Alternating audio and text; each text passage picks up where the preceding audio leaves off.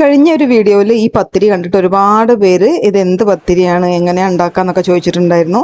ഞങ്ങൾ ഇവിടെ അരിച്ചുട്ടത്തിരി എന്നാട്ടോ പറയാ. ശരിക്കും പറഞ്ഞാൽ അരി അരച്ച് ചുട്ട പത്തിരി, അതിന് ഷോർട്ടായിട്ട് അരിച്ചുട്ടത്തിരി എന്ന് പറയും. നമുക്ക് ഇതിന് ചോറിൻ്റെ അരി കേട്ടോ വേണ്ടത്. ചോറ് വെക്കുന്ന അരി അത് കുറച്ച് ചുടുവെള്ളത്തിൽ ഞാൻ തലേ ദിവസം രാത്രി പുതർത്തിട്ടിട്ട് രാവിലെയാണ് അരയ്ക്കുന്നത്.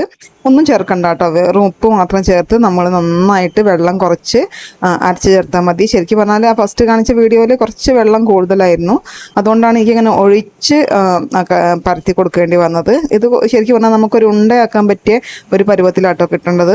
ഇനിയിപ്പോൾ കുറച്ച് വെള്ളം കൂടിയാലും അങ്ങനെ ഒഴിച്ച് ചുട്ടെടുക്കാൻ പറ്റും. എന്നാലും അതിൻ്റെ ശരിക്കും കൺസിസ്റ്റൻസി എന്ന് പറഞ്ഞാൽ ഇതേപോലെ നമുക്ക് കൈ വെച്ചിട്ട് ഒരു ഉണ്ട പോലെ എടുക്കാൻ പറ്റും.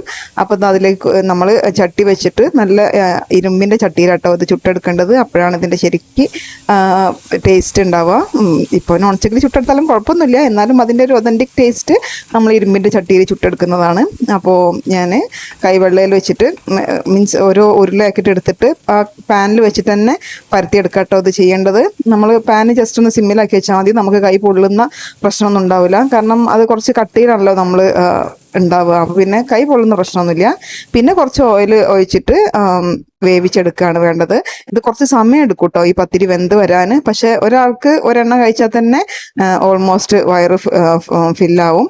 അപ്പോൾ നല്ല അരച്ചിട്ടത്തിരി കേട്ടോ ഇത്. നമ്മൾ ചിക്കൻ കറീൻ്റെ കൂടെ, ബീഫ് കറീൻ്റെ കൂടെ, മീൻ കറീൻ്റെ കൂടെ, ഇനിയിപ്പോൾ ഒരു കറി ഇല്ലെങ്കിലും വെറുതെ കഴിക്കാൻ ആണെങ്കിലും നല്ല ടേസ്റ്റാണ്.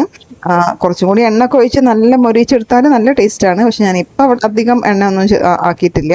അപ്പോൾ ഇതാണ് നിങ്ങൾ വീഡിയോയിൽ കണ്ട അരച്ചുട്ടത്തിരി, അരച്ച് ചുട്ട പത്തിരി. ഓക്കെ, അപ്പോൾ എല്ലാവരും ഒന്ന് ട്രൈ ചെയ്ത് നോക്ക്, നല്ല ടേസ്റ്റാണ്.